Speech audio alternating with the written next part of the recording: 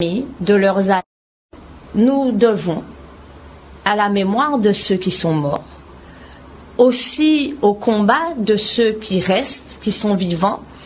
qui sont de leur famille, de leurs amis, de leurs proches, nous devons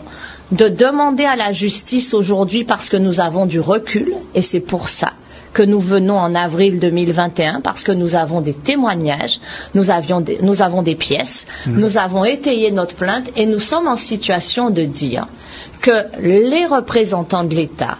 les représentants des autorités sanitaires ont failli, et qu'il s'agit qu'une information judiciaire soit diligentée, qu'un juge d'instruction soit désigné, qu'il puisse agir de façon impartiale, pour qu'il puisse convoquer un certain nombre de personnes, établir l'échelle des responsabilités. Ce n'est pas d'aujourd'hui que le CHU ne va pas bien. Nous ne disons pas ça. Ça fait des décennies que ça dure. Simplement, les couches se superposent les unes aux autres. Et nous disons aujourd'hui qu'on ne peut pas faire l'impasse sur le drame que vivent des centaines de Guadeloupéens, voire des milliers, parce que quand on a 700 morts, on sait qu'on a des milliers, on connaît nos familles, et on ne peut pas ne pas dire à ceux-là même qui ont participé, qui ont contribué à ces homicides involontaires, à ces blessures involontaires, à cette mise en danger de la vie d'autrui, à cette non-assistance à personne en danger, qu'ils vont pouvoir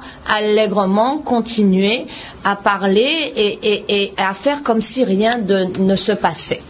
On va devoir rendre des comptes. Il va falloir expliquer à ces familles endeuillées pourquoi elles sont endeuillées et dans quelle mesure on va pouvoir faire face à leur désarroi, à leur chagrin et à ce drame qui est le deuil qu'on ne peut pas faire quand on n'a pas d'explication. Nous sommes dans une situation de détresse humaine et morale absolument dramatique et nous ne pouvons pas ne pas dire aux Guadeloupéens qu'on ne leur doit pas de compte sur cette affaire-là.